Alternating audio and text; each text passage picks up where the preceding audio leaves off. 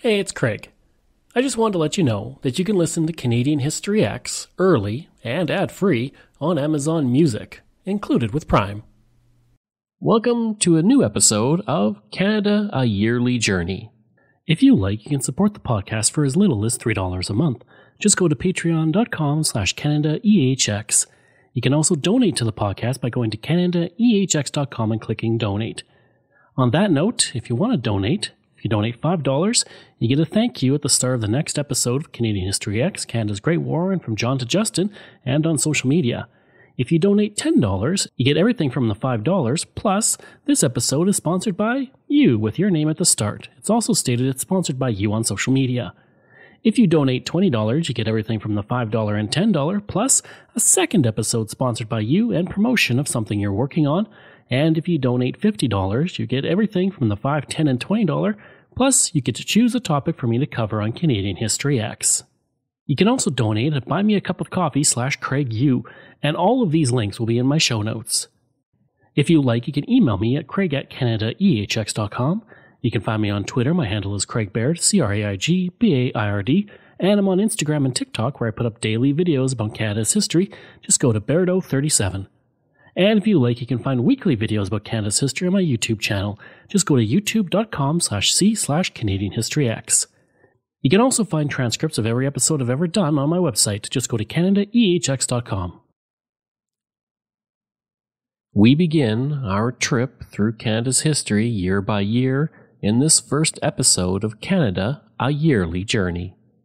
Each week I will take us through a year in Canadian history, beginning with 1867 and continuing all the way up to today.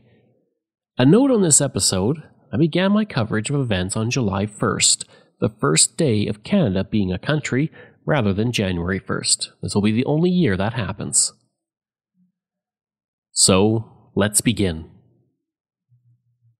The big event of the year, of course, was Dominion Day, when Ontario, Quebec, Nova Scotia, and New Brunswick formed together to create the Dominion of Canada through the British North America Act. Sir John A. Macdonald would become the first Prime Minister of Canada. The Kingston Whig-Standard wrote, quote, "The 1st of July has become the most memorable in the public history of this Canada of ours.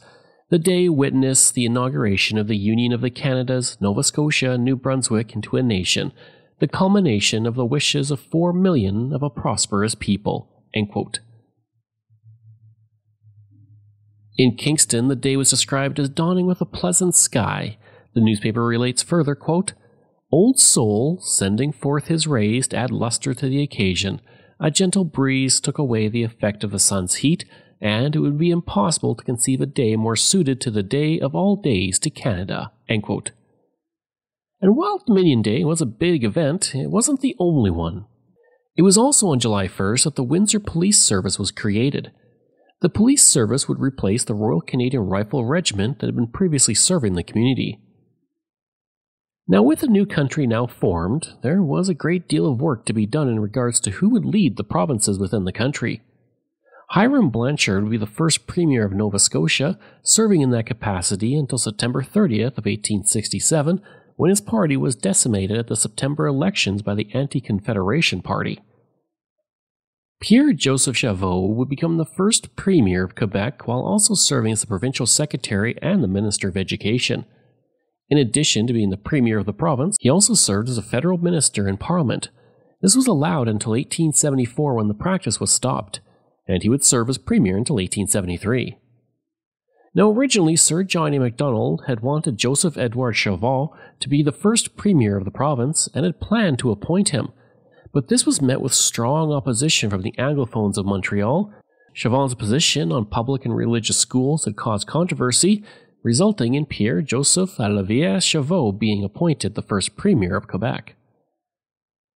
John Sandford Macdonald, not John A. Macdonald, was chosen as the first Premier of Ontario, a position he would hold until 1871. Like Chauveau, he also served as an MP in the House of Commons at the same time, and he would also be the last Roman Catholic Premier of the province for the next 132 years. Canada's first official election would take place from August 7th to September 20th. The 1867 election would be the only one that would see just the original provinces of Ontario, Quebec, New Brunswick, and Nova Scotia take part. At the time, there were three main parties all vying for control of the House of Commons: the Conservatives, also known as the Liberal Conservatives, the Liberal Party, and the Anti-Confederation Party. Yes, you heard that right. There was a party that was against Confederation running in the election that came just after Confederation. The Conservatives were led by Canada's first Prime Minister, Sir John A. Macdonald, while the Liberals were without a leader, but George Brown was unofficially the leader at the time. Joseph Howe, who had served as the Premier of the colony of Nova Scotia from 1860 to 1863, led the Anti-Confederation Party.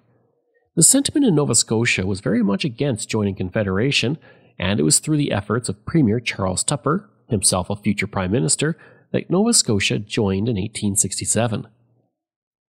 In the federal election, as well as the provincial election at the time, votes were recorded orally or with a show of hands, and only 13% of the population was actually eligible to vote. This was because to vote, a man had to be 21 years of age or older and be a born or naturalized citizen. They had to own or co-own $100 of property in rural areas or $200 in urban areas. In addition to that, they also had to have an annual income of $250. Anyone who was a judge, crown clerk, land office employee, tax and duty collector, or even a postal worker were not allowed to vote. Voting in those days was also a very shady affair, and bribes were common. Employers, clergy, and community figures would hang around polling stations and bribe people with food and money. In the 1867 election, Macdonald and the Conservatives cruised to a majority government with 100 seats, taking 34.8% of the vote. The Liberals took 62 seats, while the Anti-Confederation Party picked up 18 seats, all in Nova Scotia. In fact, 18 of the 19 available seats in Nova Scotia went to the Anti-Confederation Party. Of the three parties to exist in this election, only the Conservatives and Liberals would be around for the next election. When Britain refused to allow Nova Scotia to leave Confederation, the movement died away, and 11 of the 18 Anti-Confederation MPs would move over to the Conservatives. The first general election in Ontario's history was held on September 3, 1867. The Conservative Party, as I mentioned, was led by John Sandford Macdonald, while the Liberals were led by Archibald McKellar. Macdonald was a close friend of Sir John A. Macdonald, but despite the same last name, they were not related. When the election was called, the Conservative government opened polls in districts it felt it could win quickly, then gradually began opening polling in tougher districts in the hopes that voters would be swayed in their decision by early victories for the Conservatives in other districts. At the same time, there was also no Canada Elections Act, and election practices just continued from the colonial period for each province. Restrictions were also placed on who could vote. Obviously, women couldn't vote yet, but in Ontario, an owner or a tenant had to have property worth $200 in an urban area or $100 in a rural area. This meant only 16.5% of adults in Ontario were enfranchised to vote in 1867. Indigenous who met the property qualifications were excluded as well, even though they should have been allowed based on their property rules. The Conservatives and Liberals would both finish with 41 seats, although the Conservatives had a higher percentage of the popular vote. The Conservatives under Macdonald were invited to form a government, which they did with the help of about 15 independents who formed a coalition government with them. With the tied vote, the first government for Ontario was called the Patent Combination because it was a mix of two different parties. The first election in Ontario's history was overall a joyous affair by most accounts. The Kingston Whig Standard wrote, quote, "At the close of the polls in Toronto, a grand procession took place in the carriages covering nearly half a mile, heading by a bandwagon drawn by horses. Following this was an open carriage containing the successful candidates who were loudly cheered as they passed along." End quote. There was some controversy, of course, including $10,000 of government money being used to defeat McKellar in his own riding, which was not successful. Over in Quebec, Premier Chavot would appoint his first cabinet and then called the first election in Quebec's history. The election would take place from August to September 1867. Chavot was a member of the Parti Bleu, which would become the Conservatives upon Confederation. The party was well organized and easily adapted to the election call. The Liberals, who had been the Parti Rouge, were not well organized and opposed Confederation. The party was unable to field a full slate of candidates, had no official leader, and were simply not ready for the election. Henri Gustave Joly de Latbinière would be chosen as the leader of the Liberals, having been a member of the Legislative Assembly since 1861. Chauveau knew that he would have to call an election soon, so he gathered around him a group of legal officers and clerks to form a public service as he prepared his party for the election. For Quebec's first election, there were 65 ridings, and in order to vote, polls were held in open air or in buildings that were free for the public to access along a highway, but polls could not be held in a tavern or place of public entertainment. This was described by the Montreal Star, which stated, quote, "About 500 persons assembled opposite the courthouse when the nominations were made at 12 o'clock. The Honorable J.E. Ferrier and the Honorable C.S. Rodler proposed, seconded by Mrs. Torrance and Belvinier, that Edward Carter be elected to represent Montreal Centre in the local legislature." End quote. Each deputy returning officer had a poll book, and each voter would declare how they were voting. This was then recorded in the poll book. The poll book was then given to the returning officer, who would total all the polls in public and declare which candidate won. Not all the polls were of course completed in the same day, leading to the election being spread over the course of 2 months. In the election, Chauveau and the Conservatives won an overwhelming victory, taking 51 seats and 53% of the total vote. The Liberals would win only 12 seats and 35% of the total vote. In some ridings, it was an overwhelming victory with a bit of drama. In one riding, 3 men put their nominations in to run for the legislature. A man named George Simard would earn 809 of 811 votes. This was because after the nominations were filed, the 2 men, Blanchet and Garneau, both dropped out. Dr. Blanchet was burned in effigy in front of his house after putting in his nomination, and he would not only drop out of the election, but also leave the party completely. The Montreal Gazette reported, quote, "The whole police force rushed upon the mob but were hooted away. The people dispersed in quietness." End quote. Of course, the year 1867 wasn't all about elections. With Canada now a country, Charles Monck, the first Governor-General of Canada, would not only designate Dominion Day as a celebration of Confederation, but he would also persuade the federal government to buy Rideau Hall and make it the official residence of the Governor-General. The cost was $82,000, and the hall remains the Governor-General residence to this very day. For Lord Monck, July 1st was a very big day. The Kingston Whig Standard reported, quote, "Lord Monck has just been sworn in Governor of the Dominion." Lord Monck then announced that the Queen had conferred on Mr. John A. Macdonald the dignity of a KCB. Lord Monck shook hands with the judges and Mr. John A. Macdonald, and the public were then directed to retire. End quote. A KCB was the knighting, and so it made him Sir John A. Macdonald. It was in Canada's first year that the Canadian Lacrosse Association would be formed, spearheaded by William George Beers, who was the founder of the Montreal Lacrosse Club.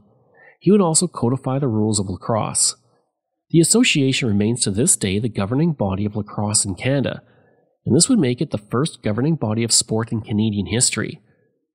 The Montreal Club was formed on the motto of "Our Country and Our Game," and by the end of the year there were 80 clubs operating across the country. That same year, the first tour of the sport would be held overseas when Captain W.B. Johnson organized a tour of England.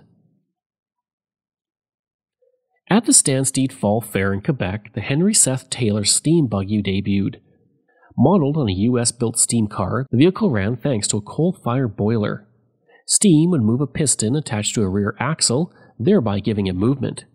This was the first known car to be built in Canada, but it was never meant for mass production. It was only shown at various fairs in the area. It also had a couple problems too, the chief among them being it didn't have any brakes. The vehicle would sit in a barn for nearly 100 years until it was found in the 1950s and restored. In 1983, it was put in the Canada Science and Technology Museum in Ottawa. In the summer, the O'Keefe Ranch was founded in the area of Armstrong, BC, and it would represent the beginning of European settlement in the Okanagan Valley. The ranch was founded by Cornelius O'Keefe, along with his partners Thomas Greenhow and Thomas Wood, after they drove cattle up to the area in June of 1867. From here, the ranch would grow, and by 1900, the ranch covered about 12,000 acres. Cornelius would be persuaded to sell over time, and he finally would in 1907. But the O'Keefe family would stay on and ranch in the area, but on a smaller scale. Cornelius would pass away in 1919, and his wife Elizabeth, followed by his son Tierney, would take over the management of the ranch, and today it's a historic site you can visit. Several future prominent Canadians would be born in the second half of 1867, but the one I'm focusing on is Thomas Walter Scott, who was born in Ontario on October 27th. Scott would go on to become the editor of the Regina Leader Post, where I used to work, and the first Premier of Saskatchewan from 1905 to 1916. As a Liberal, he is one of only 6 Liberals to serve as Premier of Saskatchewan. He is also the second longest serving Premier in the province's history. And prior to becoming Premier, he would serve in the House of Commons from 1900 to 1904. Scott wanted Regina to be the capital of Saskatchewan, but 2/3 of his caucus wanted it to be Saskatoon. He would insist on Regina, though, and caucus would fall in line, defeating a motion to move the capital 21-2. It would also be Scott who would choose the location of the legislative building, which was approved in 1906. The cornerstone of the legislature would be laid down by the Duke of Connaught, the Governor-General and favorite son of Queen Victoria. Scott's government would appoint the first Royal Commission in Saskatchewan's history, establish a telephone service, and spend $100,000 on highway construction, a figure that would rise tenfold in only a few years. His government would also increase the number of public schools from 405 to 2,747 during his tenure. In 1909, he would choose to locate the new University of Saskatchewan in Saskatoon. It would be discovered that several Liberal MLAs were receiving kickbacks for liquor licenses, public building contracts, and highway work. This would lead Scott to step down as Premier in 1916, and Scott would pass away in 1938. There were also a few notable deaths that year, including that of Edward Whalen on December 10th. Considered to be one of the fathers of Canadian Confederation, he was born in 1824 in Ireland and came to Canada at 7 years old. Working as a journalist, he supported Confederation and saw it as a good opportunity for Prince Edward Island to control its affairs. He was one of the delegates for PEI at the Quebec Conference. Unfortunately, most of the politicians and citizens from the island did not agree, and PEI would not join Canada until 1873. Bitter over the defeat, his health began to decline in the fall of 1867 before he eventually passed away at the end of the year. The Montreal Gazette reported, quote, Prince Edward Island lost by death its most brilliant writer, and I may add with truth its most influential public man, the Honourable Edward Whalen, Queen's printer and editor of the Charlottetown Examiner. The late lamented gentleman had been ailing since the middle of August last, and not till the last 2 or 3 weeks did his distemper assume alarming proportions. He is gone, however, and his adopted country now mourns the death of her most gifted son, whose mantle descends on no man. End quote. I hope you enjoyed that episode, and our first look at Canada, a yearly journey. Next time, we're of course looking at 1868. If you like, you can email me at craig@canadaehx.com. You can find me on Twitter. My handle is Craig Baird, CraigBaird, and I'm on Instagram at Bairdo37. As well, again, if you want to support the podcast, you can for as little as $3 a month. Just go to patreon.com/CanadaEHX. And you can donate to the podcast by going to CanadaEHX.com and clicking Donate. I'd also like to thank all of my wonderful patrons, and I apologize if I get any names incorrect. Wendy Mills, Keelan Pringnitz, Michael Matthews, Joanna Parker, Jeff Dahl, Vobs, Robert Page, Richard D., Colin Johnson, Jeff Hershey, Kyle Murray, Steve Pakin, Matthew Gartho, Lionel Romaine, Dr. Bob Turner, Randy Hayden, Doug Campbell, Reg W., Deborah Carlson, Francis Helbling, Nick Zinri, Shannon Marshall, Clinton Martinez, Dimitri Shove, Aaron O'Hara Myers, Robert Dunseith, Todd Casey, Catherine Rawa, Luke S., JP Bear, Jason Hall, Phil Maynard, and Iris Gray. Information from Montreal Gazette, Canadian Encyclopedia, Kingston Whig Standard, Ottawa Citizen, Wikipedia, and Maclean's. Thanks, and we'll see you again next time.